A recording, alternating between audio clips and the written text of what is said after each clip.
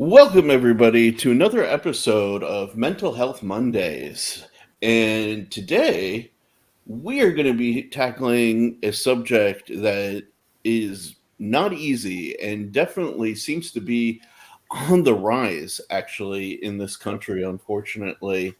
But before we get into the topic, before we let you know what it is, if you're new here, please make sure you subscribe to the channel, you hit the like button, and get involved in the conversation below.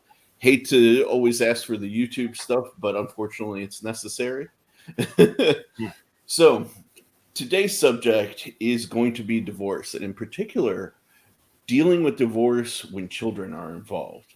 So, we have a special guest with us today. Why don't you introduce yourself and tell us a little bit about what you'd like to share with us? So if you don't know me, I'm Urbanwoodsman, cowboy hat wearing, outdoorsy guy, make stuff with wood, do all kinds of crazy outdoor stuff. I love the knife world with your folders and fixed blades, and so it's been a great community to be a part of. It's been therapeutic in itself.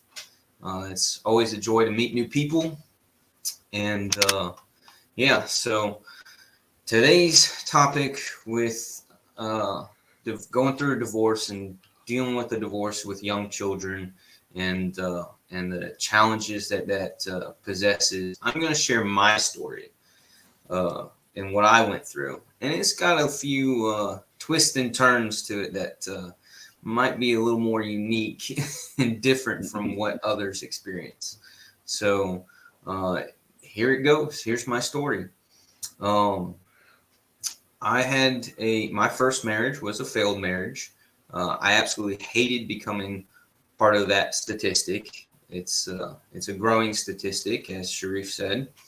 And I was in the military at the time, so that they have that crazy statistic there too, and that aspect of military relationships are not easy. They're tough. Deployments are tough. All that is really tough in its own. Yeah. So, before I really get into what happened, and Sharif and Maddie, if you want to say anything to this, as somebody who's been through it and dealt with it, advice to give young people looking at getting married. Oh, okay. Yeah. So my advice is to do not what I did.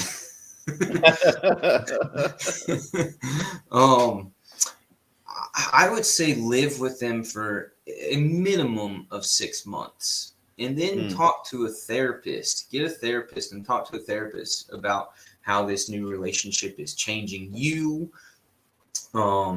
And are you still who you were before, or have you been constantly conceding, keyword conceding, not compromising to the other person's needs or wants, and really making the hard decision of whether or not you want to move forward with this or if you need to take a step back. I rushed into my first marriage. I really rushed into it, and I really regret that. Another thing is prenups. Prenups are nothing to be ashamed of. Spending thousands of dollars and a year or more in court fighting over grandma's antique dresser or who gets the dog, that's a lot more embarrassing. That's far more embarrassing. So just some things to think about.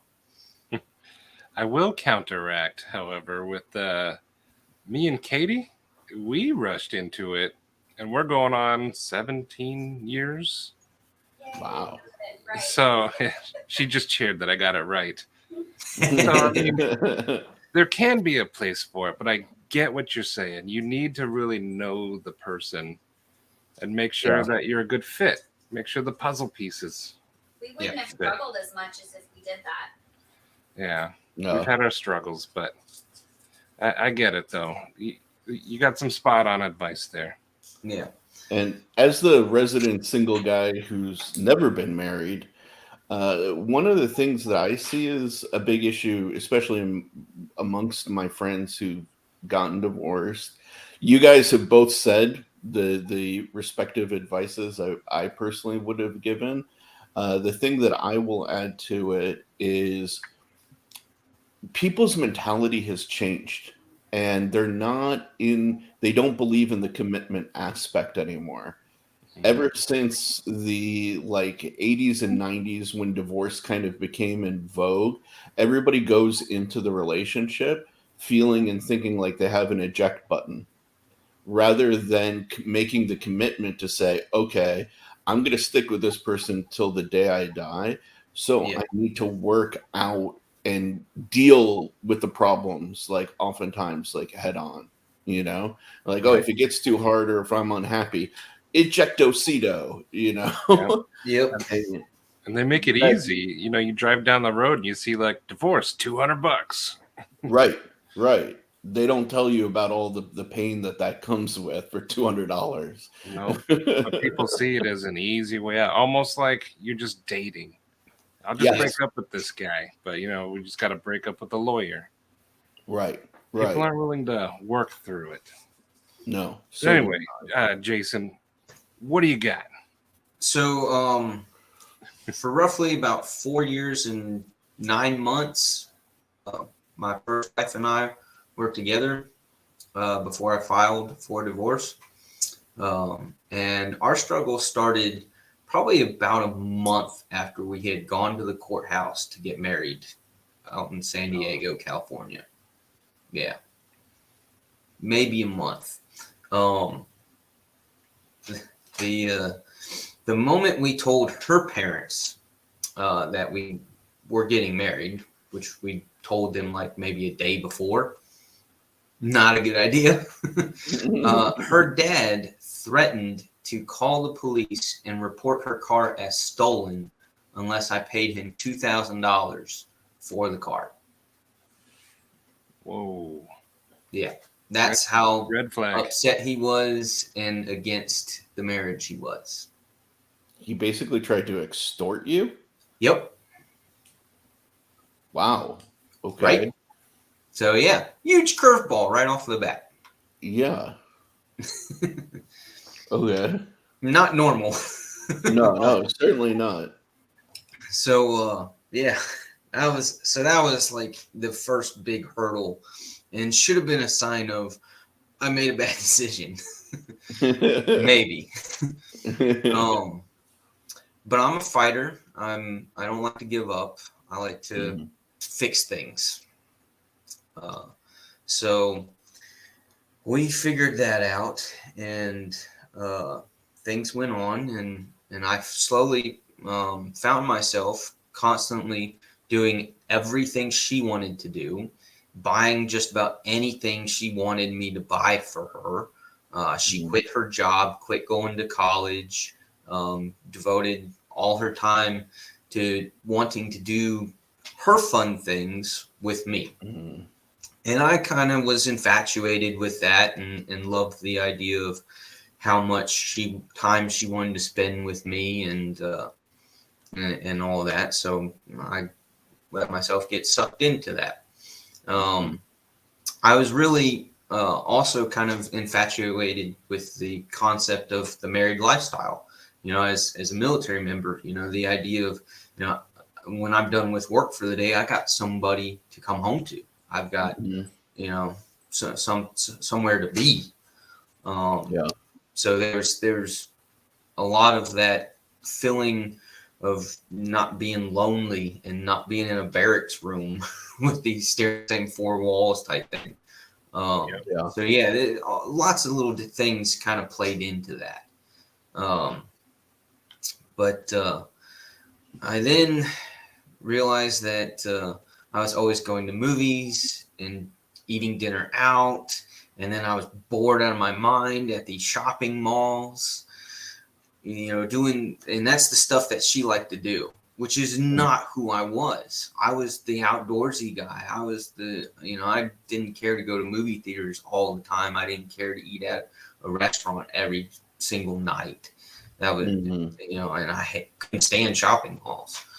But I did that. I made all of those, and again, they weren't compromises. I was conceding to what she wanted to do, and she never wanted to do any of the stuff that I would have wanted. Yeah. So that kind of should have been a big sign, but I was in that haze of, honeymoon phase, just got married to this beautiful woman that was super interested in me and wanted to be with me. And the the looking forward to getting laid each night had a factor to it too, especially being around 20 years old. Oh yeah, absolutely. And that's one of the things. Those are two things that actually you touched on that I think lead a lot of us men down the pathway to marriage sometimes a little too early. Is one, definitely the concept of getting laid with frequency with somebody who wants to be there, obviously. And two, coming home to somebody, having that consistency, having that home that we may have seen like as a kid, or even just built up as a fantasy in our head of like, hey, this is home. Somebody's Yep. excited to see you, and those can cloud your judgment for sure. Yep. That's true. So living in San Diego, a lot of arguments started happening over money and our activities, and also over visiting family and friends. And I lost some of my values to what she wanted rather than what I felt was important. And at one point, I even took an anger management class, not for me, but for the sake of the fact that she had anger issues and I was struggling on figuring out how to deal with that. Oh And wow. how to handle her and help her work through her anger. She didn't want to go to classes. She didn't want to go to therapy at first. Kind of had that denial of mindset. And so I was just like, what can I do? So I went to an anger management class just to learn about that stuff. So that I could help her and in turn, hopefully help our marriage. Yeah. Help our relationship. So I ended up actually doing that twice over the course of the first 3 to 4 years. And then it got bad. Like nothing seemed to work. Anything that I tried to do didn't seem to work. And she started getting really bad to where, like, if I wasn't home exactly 30 minutes after leaving work, it was immediately drilled with the questions and accusations. Where'd you go? Who were you with? Are you cheating on me? Like, it was just insane, absurd, crazy, So, I mean, and again, I got us a therapist, a family marriage counselor, and tried to get her to go to some sessions with me for that. I also got my own personal therapist to help me deal with what I was going through, because I had never had that kind of relationship issues before. This was like big adult type issues, not petty stuff that you had in high school. Yeah. So I needed help with that, and it was I struggled a little bit with realizing that I couldn't do this by myself, that I needed help. That was a hard pill to swallow. It really was. One of the hardest. Yeah. So it was like pulling teeth to get her to see therapists, to even convince her that it would benefit her to see a psychologist and psychiatrist, that possibly get on medication for the things that she was struggling with. And the problem we had with getting her on, she agreed that she was feeling depressed sometimes. So she got herself on antidepressants. but she always keeps switching them like at that 2 to 2.5 week mark, right before they actually did something for her body. She would go and complain that she was getting some strange side effect that was so unpleasant, and she felt like she needed to switch. So it was, take that for what it was. There's continued lack of participation, was more and more on her part, just not wanting to do it, not wanting to contribute in therapy sessions, not wanting to work on the homework that we had from therapists and counselors. And it's just a lot of no effort on her part. Yeah. And that was really frustrating for me. It was really, really frustrating. I even went to my chaplain on the military base, and he told me about this marriage retreat weekend that was coming up for couples that need help. Young, newly wedded couples that need help, and we had already been married for almost 2 years at that point. But after talking to him about what my struggles were, he said, "Let me sign you up." So this was really cool, and I don't know if they do stuff like this anymore, but I think it's awesome that they did. You basically had to find a babysitter for my firstborn for the weekend. So we went to a hotel, all expenses paid for. Got to go to like a 4 or 5-star hotel for 2 nights, Friday and Saturday night. They fed us every meal. So we got free food, free hotel room, and we were having to do these classes and as like group sessions, as group therapy with other freshly married couples, and do some assignments and some group work and individual work and that kind of thing. It was really cool, and I felt like for everybody else, it was very helpful. I got the wife to go to the first session Friday evening. And once she got a taste of what was entailed for the weekend, she didn't want to do it. So she said that she was sick and not feeling well, and spent the rest of the whole weekend in the room, in the bed. Jesus. Yeah. So I was the only one going to each and every session, taking notes, participating, asking questions by myself without my spouse. The only one.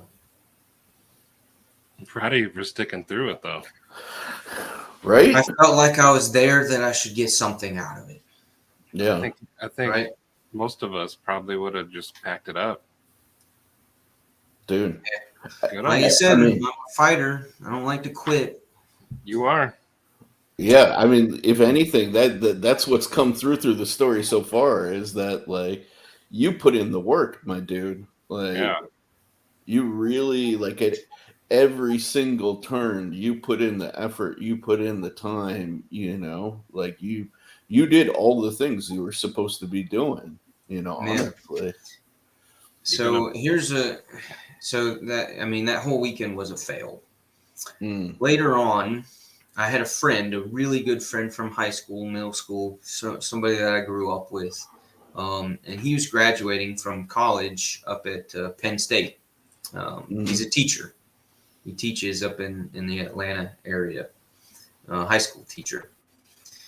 And so he was graduating, he had his ceremony going on one year. And I felt like it would not only meant a lot to me, but really would have meant a lot to him for me to come out there and celebrate with him and be there and support him for his graduation ceremony. So I bought the plane tickets, made the arrangements with his parents for them to pick me up at the airport and all of that. I was gone for 3 days. I was nervous about telling my ex-wife about needing to go on this trip, and then I was going. And so when I told her, She grabbed a knife out of the kitchen and went to the car and put a big gash into the seat of the car with the kitchen knife. Mm-hmm. And then she took a custom made present that I had for him, a graduation present.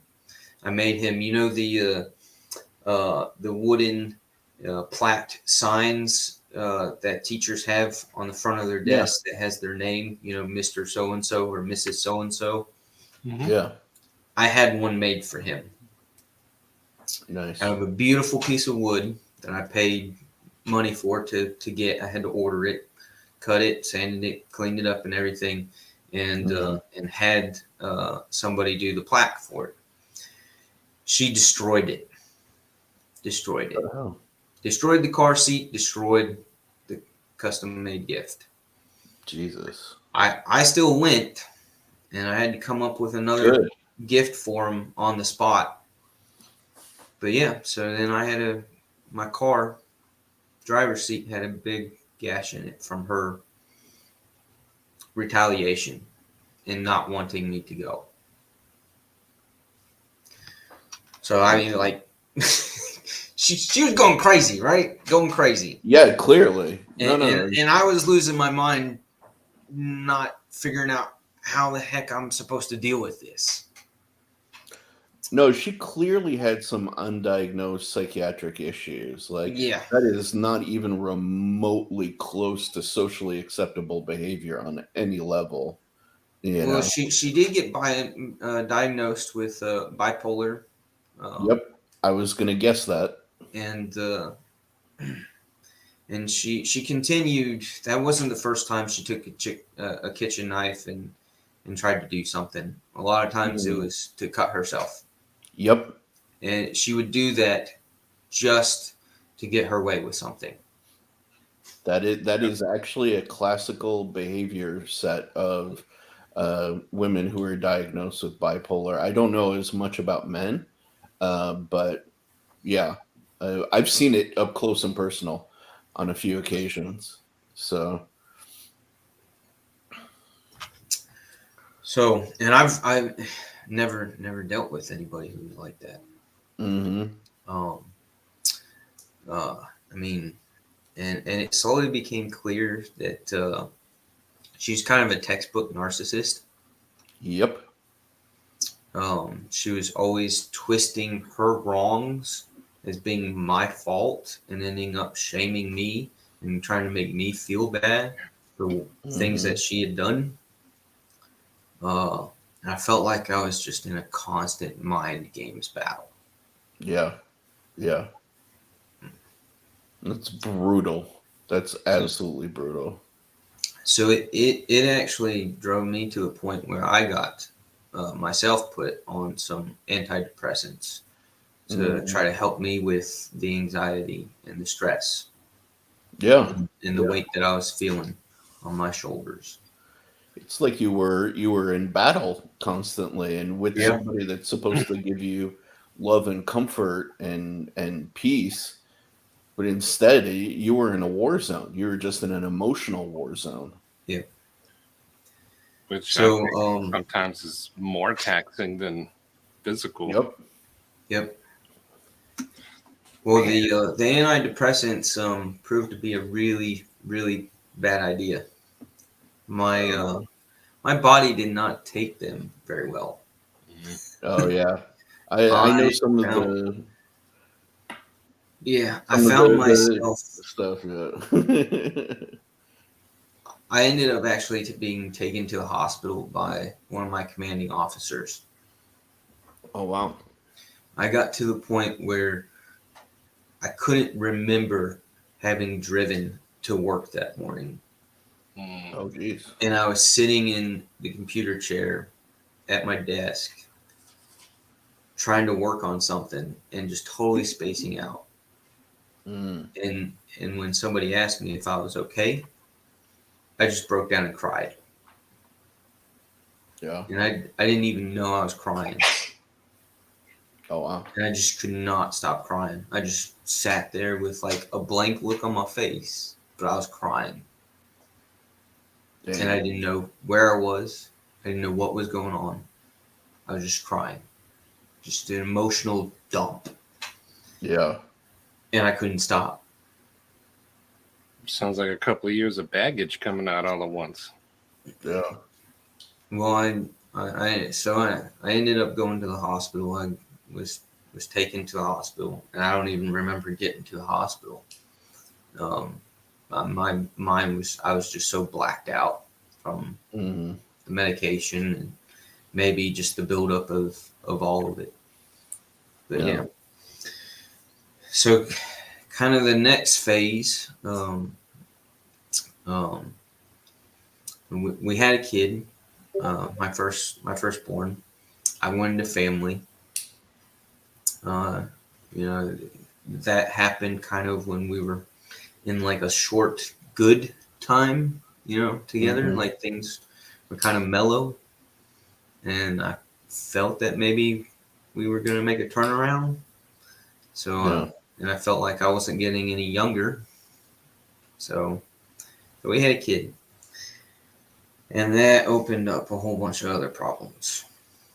Sadly, somehow, some way, some parents, some adults are not cut out to be parents. Mm-hmm. I did not know that.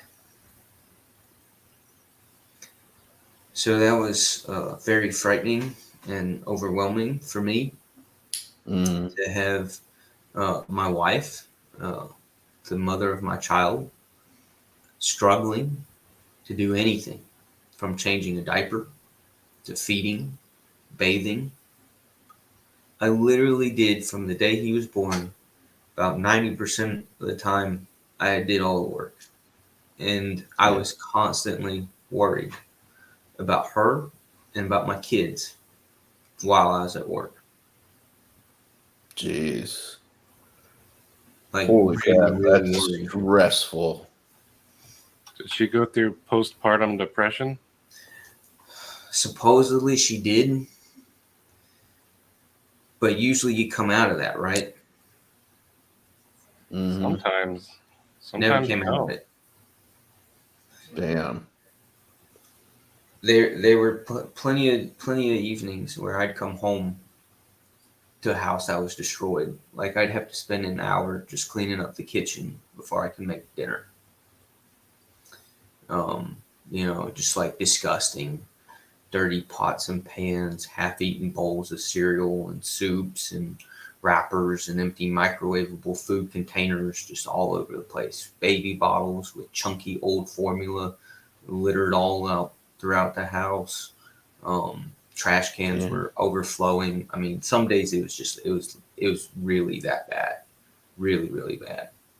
Damn. And I had a 10-hour workday, and that's what I was coming home to have to deal with. When we got over here to the East Coast, when my orders were up, my time was up in San Diego, and I had new orders, and it brought me back to the East Coast. Coincidentally, ended up back in my home state, Georgia. There was an instance where my grandmother, who lived down here, came over one morning to take my son for half of the day to spend some time with him. And when she got to work, or when she got to my house while I was at work, my infant son, about a year and a half old, was outside in the driveway in the cul-de-sac just running around.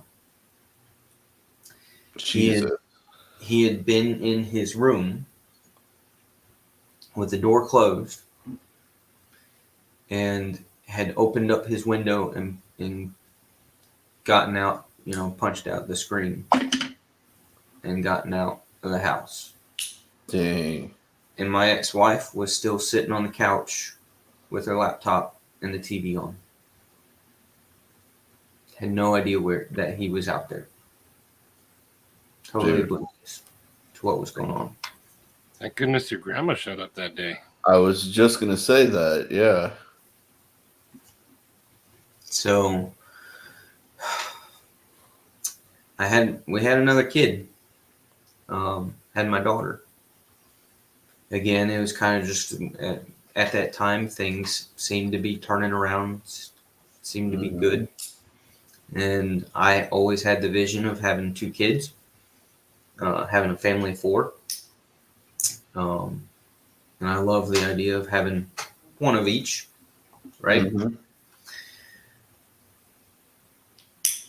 And so, not too long after my daughter was born, she cheated on me. That sucks, but also not surprising with a narcissist. The first time she cheated on me, she convinced me that she was homesick and felt that our daughter, who was about 8 or 9 months old at the time, should go back to California to meet her side of the family. And I was like, they haven't gotten to see her. They should do that. So I agreed. And I figured that would give me some one-on-one time with my son. Mm. So I agreed to have her flown back with my daughter to California from Georgia. And she was out there for about 5 days.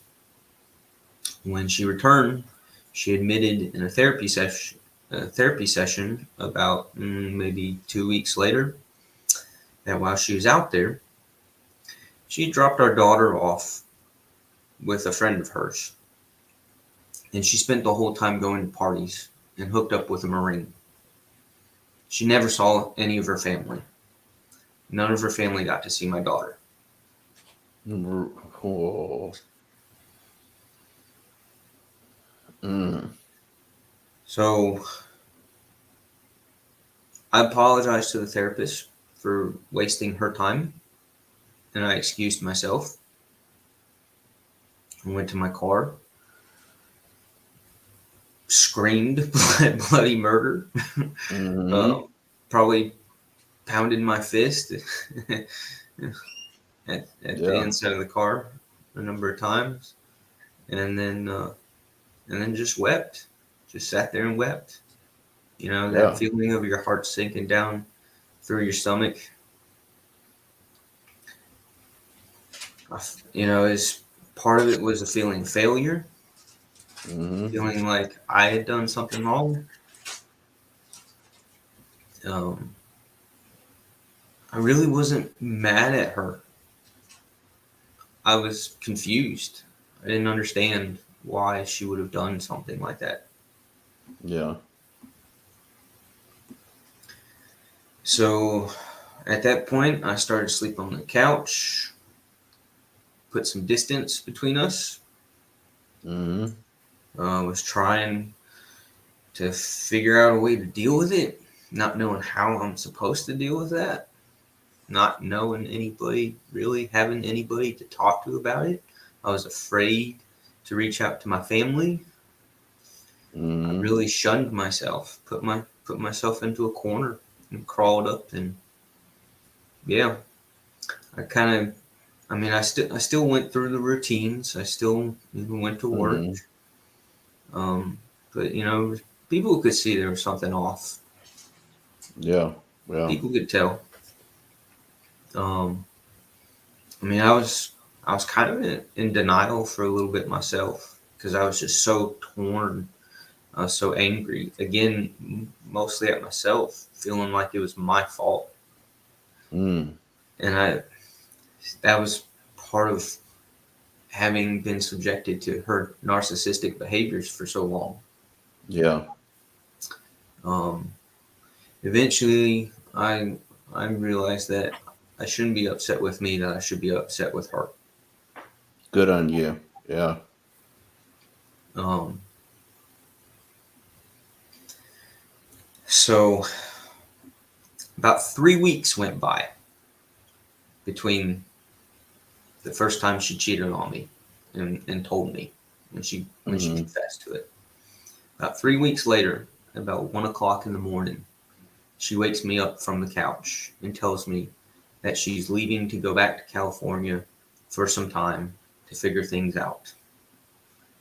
She wasn't taking any of the kids this time. I sure as hell wasn't going to let her take any of them. Yeah. I refused to pay for any plane tickets. I refused to take her to the airport. Good on you. That day, I had to go to work and plead for them to give me the time off so that I could take care of my children, Mm-hmm. and to start looking for an attorney. It was Yeah. kind of time for that. So they understood, and they were kind enough to help me out with that. So when she got back, about 3 weeks after she got back, and I had gotten an attorney at the time, didn't tell her I did, but Mm-hmm. had gotten an attorney and was being advised to move out, that I couldn't be on the couch anymore. I had to move out. Yeah. So about 3 weeks after she got back from the second trip, she hit me with another big one. She told me she was pregnant.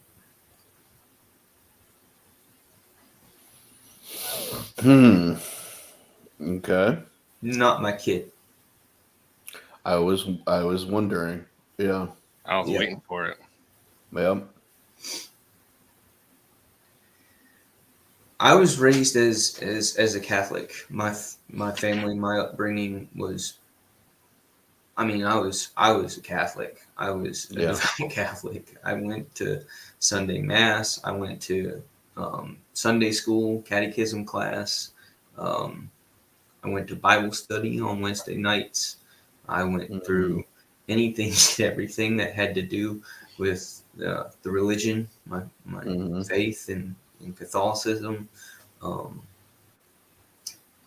So the idea of an abortion with my wife, when it wasn't even my kid, Yeah. that's some heavy moral dilemma and religious compromise. Yeah. Jesus.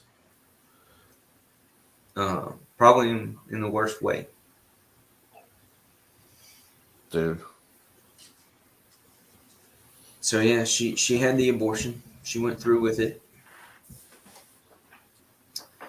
And Did you have at least conversations about it with her, or I did she did. kind of okay? I did. But again, we're talking about a narcissist. We're talking about somebody who's very selfish, and Yeah. yeah. So for the next 18 months, like as if I wasn't already going through hell. Yeah. Then we started the court hearings. Mm-hmm. And again, everything that she had done to me up to this point, she told the judge that I had done that to her.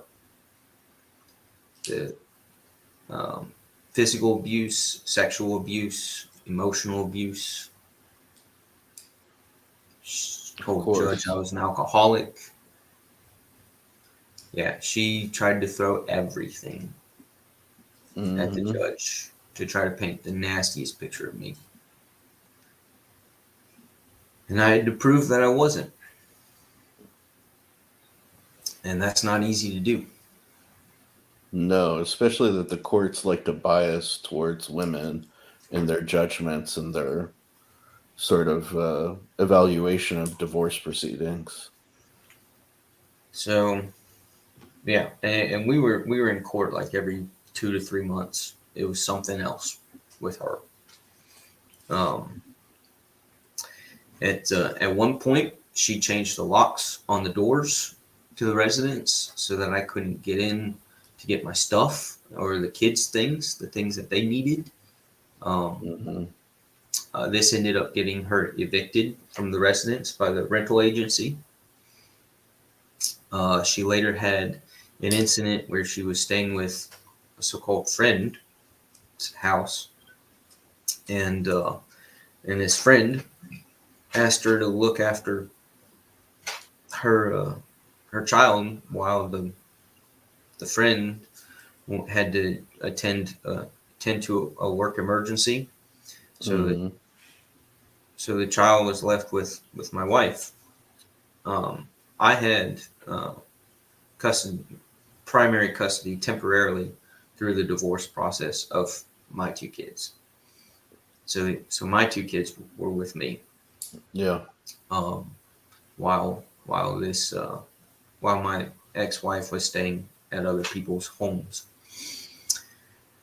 When the mother of this child, the friend, came back home from the work emergency, her child was in its crib with poop, feces everywhere. Oh, Jesus. Everywhere. Walls, crib, floor, everywhere. And the child was screaming bloody murder. Yeah, of course. Jesus Christ. I got a knock on my door at about 3 o'clock in the morning from a police officer asking if my ex-wife could stay with me because she had nowhere else to go. Because this mother, this friend of hers, beat the crap out of her. Drug her out of the house, drug her into the street, and beat the crap out of her. Good. So I got to learn about exactly what had happened at a domestic violence hearing for the two of them. Jeez. And you know what happened to the both of them? They both had to pay a fine, a $250 fine to the court each. And they had to do 24 hours of community service. Are you serious? Nope. That You that think just about makes me angry. You think about what would have happened if it was a man. Right.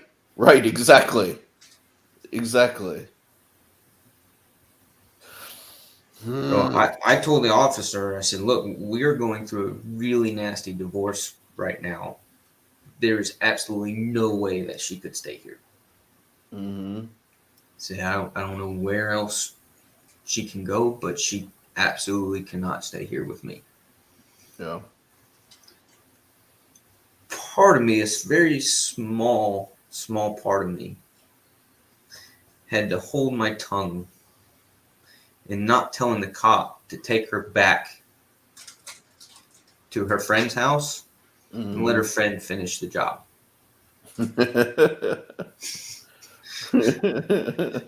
Very, very small part of me felt that way for a split second. I mean, I don't blame you. At least she would have gotten a free night at the hospital. You know, it would have been a place for her to stay. Yeah. Yeah, right. So that happened. And eventually we finally got the divorce finalized. And it took a lot. It took a lot. During that whole process, I did a lot of grieving. I did a lot of breaking things. I did drink. Don't Way blame you more on than I any should have. account. Yeah. The fortunate / unfortunate thing is, again, just like with the medications, my body doesn't like that stuff. After blood tests and urine tests, and doing a lot with a doctor, I found out that I have what's a rare condition called a hypermetabolic liver. So the enzymes that a human liver produces in order to break things down and process stuff, Yeah. mine overproduces. So it basically chews up and spits everything out 3 times faster than normal. Yeah. So I can't get drunk. Pain medication also doesn't last very long. It quickly goes out of my system. And it makes sense knowing that my liver is like that medication for the anxiety antidepressant Yep. did what it did. So my liver chewed it up super fast. Yeah. So it hit me all at once. Yeah. So drinking kind of didn't do anything for me. So I kind of quickly gave that up. So in one way, I guess it was a positive at that time.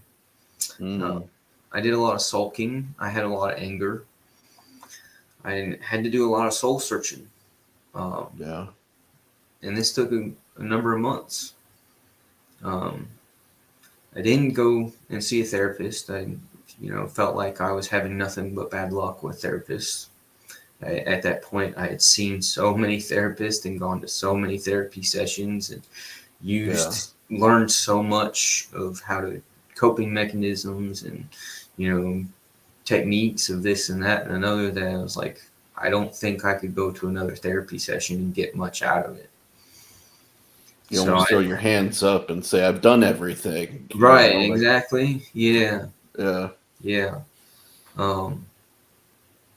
So it took a little bit of time for me to finally decide that that was enough of the sulking. That was enough of the depressive thinking and the poor me and why did this have to happen to me. I took all that energy and started to devote it towards bettering myself and hell yeah, reaching back to my roots, going back to being the person that I was before her, getting back in shape, because I was about 200 pounds. I was 5'9" and 200 pounds. Yeah. I had quite a belly getting on me. I wish I was 200 pounds. Oh. Yeah, me too. Well, I went from 138 to 200. Yeah. In less than 5 years. Yeah, So I got myself back into shape, both physically and mentally. There was kind of just one thing left that lingered longer, and that was trying to get myself back together emotionally. Yeah. She was my first.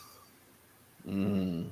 Yeah, she was my first to ever have to do the deed with. And at that point, I didn't want that to be any longer. Didn't want her to be my only, the only person that I had been that intimate with, that I had gone that far with. So I got back on the horse. Good on you, man. And I had about 5 years of catching up to do. So I got it out of my system. Probably a little too fast.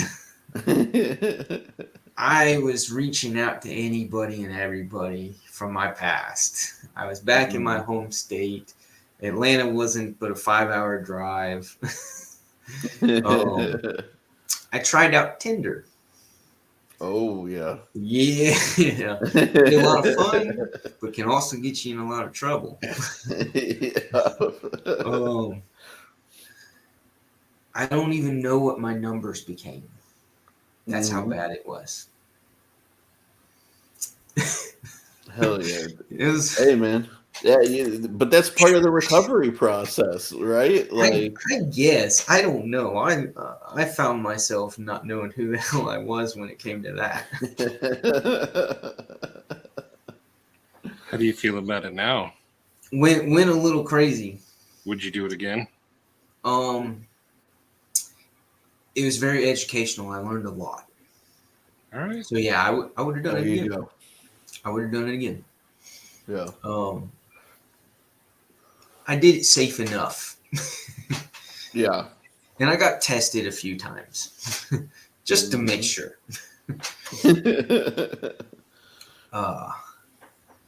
So sure enough, without trying, without really looking, without intending to find another life partner, swearing that I was never going to get married again, I ran into my current wife. Nice. Did it hurt? So I was a little smarter. I was a little wiser in the way we did things. She was too. We have a blended family. She has 3 kids from her previous marriage, plus my 2 from my previous marriage, and we end up having 1 together. 3 boys and 3 girls total. Wow. Dang, nice. Yeah. That's rare to get that 50-50 split, man. Yeah. I didn't know you had 6. Yeah, there's 6. I knew about 2 of them, I think. You should know 3 of them. Maybe 3. There's a little Urban, and then there's my son and my daughter from a previous marriage.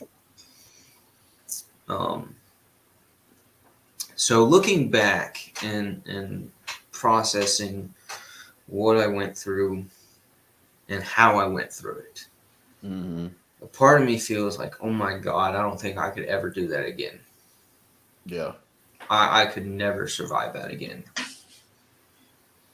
I feel like I could definitely be proud that I never once thought about committing suicide. Good. There were probably a couple times where I was close. Yeah. Family definitely helps. Yeah. Definitely helps. My parents helped me a lot. My grandparents helped me a lot. Everything that I learned from therapists, from counseling, helped. I'm glad that I didn't become an alcoholic. Yeah. I kind of had a liver to help me with that. Yep. I think your liver saved you. Maybe. Yeah. Maybe. Yeah. So luckily I never went to drugs. Also, Thank God for that, man. Yeah. I know a lot of people who do end up going that route. Yeah. Well, I mean, because the problem is that, so it's funny in hearing your story. I've experienced some of what you've experienced just in brief phases with different people throughout my life, Had a girl show up to my door, knife to her wrist, already lines cut in her arm, bleeding, saying, if you don't stay with me, I'm gonna slit my wrist, kind of thing, that emotional manipulation of the bipolar kind of female experience, right? Dated narcissists, like, and anytime they did anything wrong, no, it's your fault, got all of that blame, right? And like, nobody prepares you for that kind of extreme. No, they don't. No, they don't. And so how are you supposed to cope? So drugs and alcohol are the only things that kind of help disconnect your brain, a lot of times. And we need to find alternatives for those, really, because it's so easy. They're so accessible. Yeah, I did that dieting and exercise, and I dropped in 7 months. I went from 200 pounds down to 143. Dang. And I was ripped. I looked good. I was sexy. I had a hard 6-pack and everything. Nice, man. Nice. My guns were fearsome.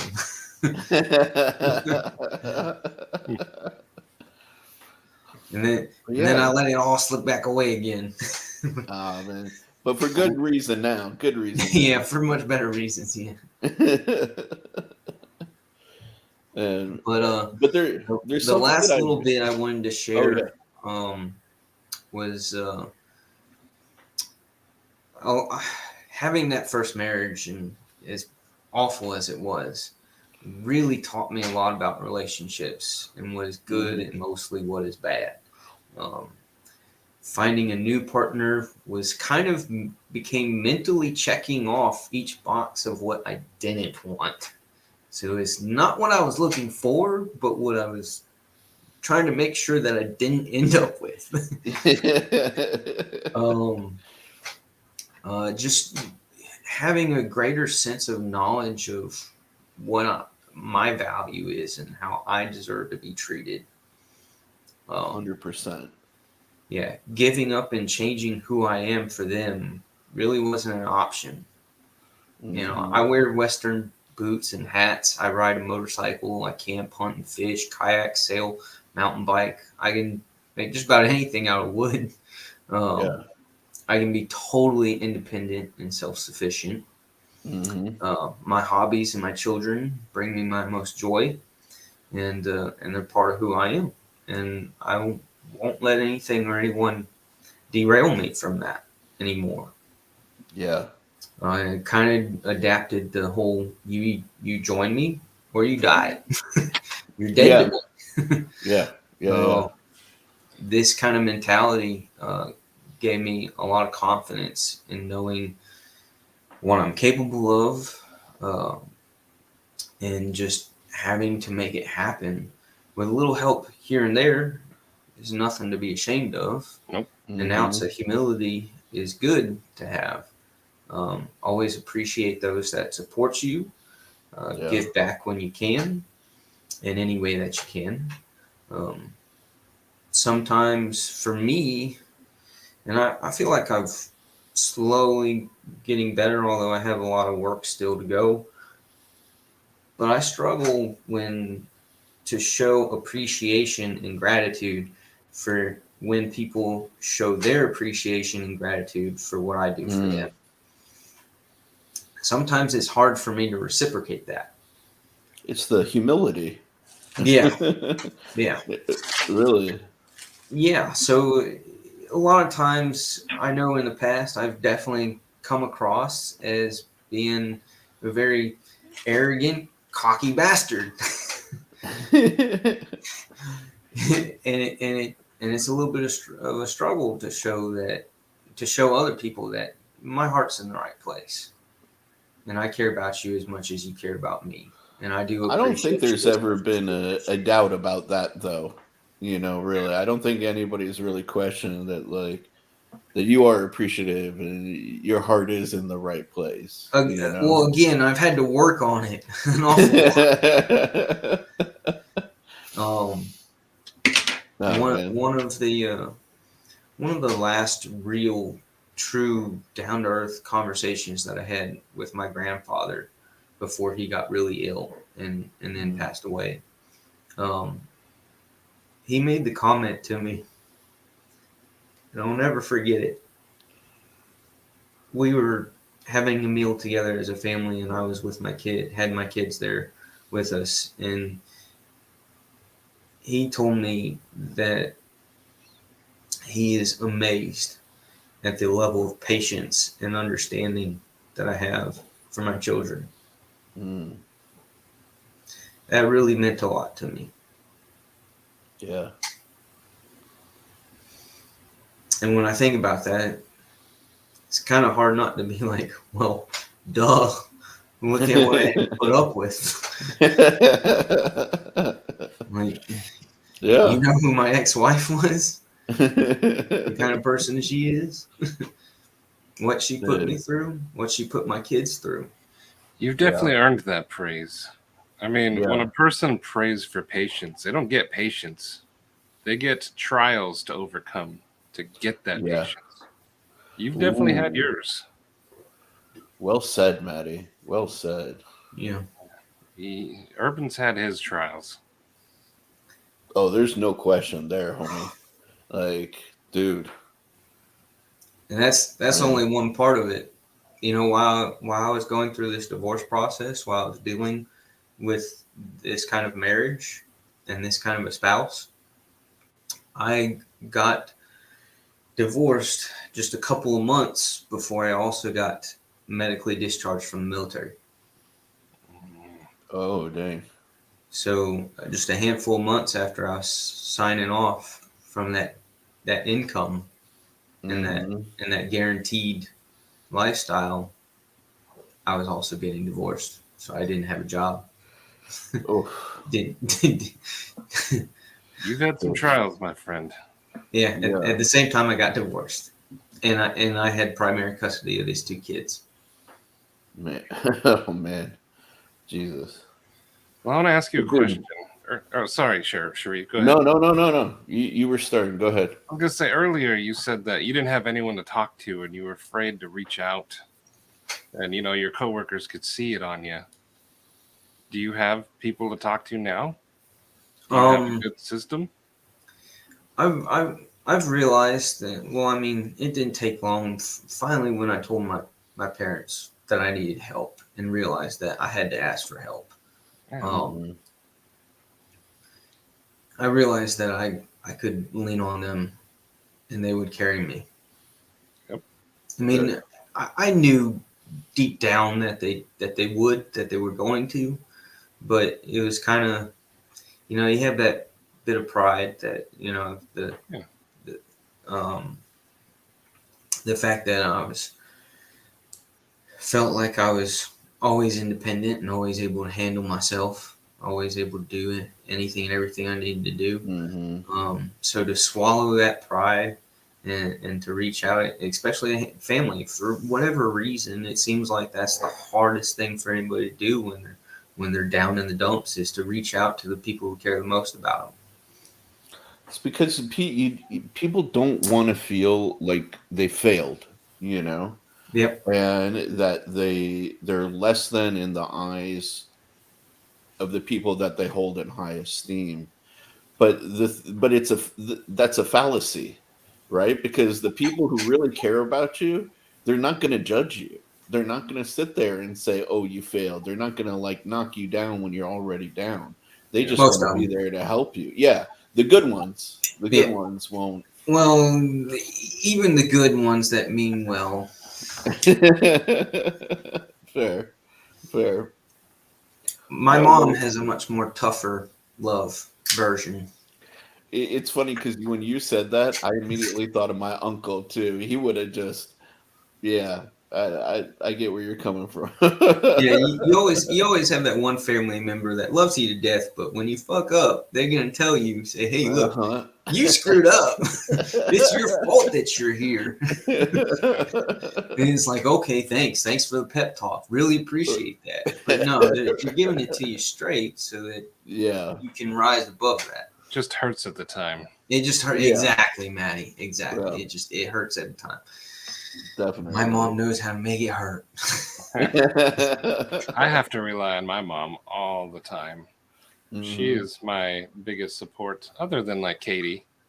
Yeah, So, but yeah, and My children and me needing to be there for my children was also a huge driving force yeah, to I can imagine. absolutely. get myself together and keep myself together. The fact that I had to do it, not just for me, but do it for them. Yep. And I you're, think you're one sitting. of oh yeah, I was gonna say I think one of the the biggest lessons that I feel like you said you learned in the process, and you mentioned it really actually early on, was the idea of conceding versus Compromising, compromising. Yeah, exactly. And I feel a lot of people confuse the words, blur. or Yes, blur them exactly. together. 100%, 100%. And there's a big difference between compromising who you are as a person to concede, for the love and for the care of other people in your life, and being able to recognize that is rare. So props to you, man, for Yeah. being able to like see it and act on it at any point. Because there are It, people who yeah, go through their whole life who never realize that distinction at all. right. You know? That's a tough one to swallow. Mm-hmm. Yeah. Yeah. Because man, getting that love, especially like you were saying, when it's your first, you're like, oh, this beauty wants the be with me, spend time with me, shower their love and their attention and their affection on me. It's easy to get lost in the sauce, and not see, the right side up in those situations, and then before you know it, you're in too deep. So, man, no, respect on you for going through that, man. Jesus.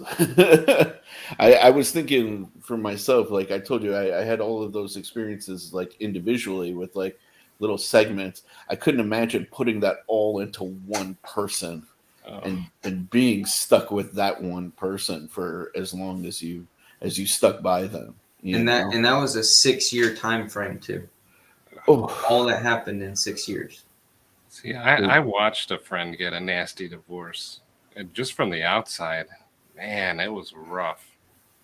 So for you to like be it, you are a very patient person. yes. You Yes, you come a are. long way. It's patience is a practice virtue. Some of us have practiced an awful lot. Like I said, you've gone through your trials, Yeah. and you came out a better person and a stronger figure for your kids. Yeah. But Yeah. I like hopefully, to think so. Yeah, people tell hopefully me they that. learn that they can lean on you for help. Yeah. Dude, and think about it. Think about how your kids are going to benefit now, also, because now you're going to teach them about their self worth in relationships. Yep. Yep. You're going to teach them how to value themselves and understand that they shouldn't fall down those rabbit holes. So in an odd sense, that's a blessing, man. Really, like you get to pay it forward to them as they grow up. You know. Yep. I don't know how my parents have stayed together all this time. Different. The older generation was different, man. I know, right? Things changed for our generation and the generations that are after, man. I Well, look at them with envy. older generations built things to last a lifetime. Our generation is use and abuse and toss it. Yep. It's true. It's true. Look at our cars. We're only supposed to have them for a few years, and then we're supposed to toss them for a new one. Look at everything around you. It's true. It's true. But hopefully, Urban, your marriage lasts forever. I know mine will with Katie. I've learned a lot through this talk through you. We have our trials and turmoils too. Everybody does.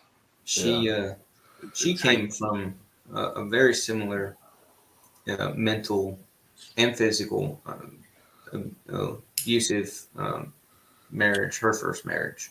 Mm. Her husband's a textbook narcissist, and he's bipolar. Oh wow! So y'all went through it together. Yep. Yeah. So that's one thing that we have in common that we can definitely relate with one another on. Yeah. And so she still deals with custody battles with her ex-husband, Mm. and I've recently spent the last 2 years dealing with my ex-wife again. Ugh. So that's resurfaced, but that's another story for another time, which might help some people as well. Absolutely. Well, we'd love to have you on again. Yes. Uh, Yes. I think we actually have you lined up for a couple different, Yep. mental health Mondays. So, And dude, I mean, I feel it should be said and should be acknowledged that like we really appreciate you coming and sharing your story with us, yes, because like to relive and go through even describing that whole experience, man, It's rough. It Yeah. is. we could hear it in your It voice is. a few times. Yeah. Absolutely. And no, like props to you for saying like I want to help people. I want to share my experience so maybe somebody has, some sort of benefit from it, like Yeah. because you're reliving that stuff in the hopes of helping somebody else. So really, like, thank you and props to you, man, for doing that. Like that's incredible of you. Well, just like with Cole, I mean, with his anxiety, I have anxiety as well. Maddie has anxiety. Yeah. We all deal with it in different ways, and the sources that it comes from is a little different for most people. But a lot of us have the same um, root triggers for that anxiety, and it's nice to know that we're not alone. That we Yes. share that struggle. That's Absolutely. one of the things we're doing with this series. People are not alone, and you Yeah. have someone to share it with. And believe it or not, was not the open book person that I come across. If y'all knew me 10 years ago, Well, I was closed shut. My book is like halfway open, yeah, same. but But this is that's helping that. me too. This series also is helping Yeah, me it, react. it helps. It helps to talk about it. Yeah. One therapist, well, I have numerous therapists throw out this method, um, is to write a letter, write it down, just put it all on paper or on the computer, whatever method you feel you need to do. A lot of times, somebody that's hurt you, you don't have to just write the letter to them. Tell them how you feel. Lay it all out. You don't have to give them that letter. You can keep that letter and never share it with them. But boy, does it make a difference in how you process things internally just by getting it out there. Yeah, Yep. absolutely. Well, Sharif, you want to bring us out? Yeah. Yeah, man. Thank you again, man. We really, from the depths of both myself and Maddie, we really appreciate you taking the time. We hope that you guys who are watching found some value in this conversation today, because I feel that it's one that a lot of us, if we haven't gone through, we may go through, and if God willing, we'll never go through. Yep. Did I blow your minds with some of the crazy stuff that happened? Just a bit, man. Yeah. But man, thank you guys all for tuning in. Please, share your stories, reach out to us down in the comments below. Let us know, if this is, impacted your life in some positive ways, and if it's something that you need help with, please reach out, For sure. definitely. Like, uh, being involved in the conversation is really important. Realizing that there are other people who are going through what you've gone through is important. So, thank you for tuning in. Absolutely. Catch us next week. We'll have another amazing guest, and then we'll see our friend here, Urban, again real soon for part 2. Yes. And 3 and 4 and 5. As many as it takes. We're here. We are here. Oh, Absolutely. But thank you, Absolutely. everyone. Thank you, Urban. Thank you, Sharif. thank you.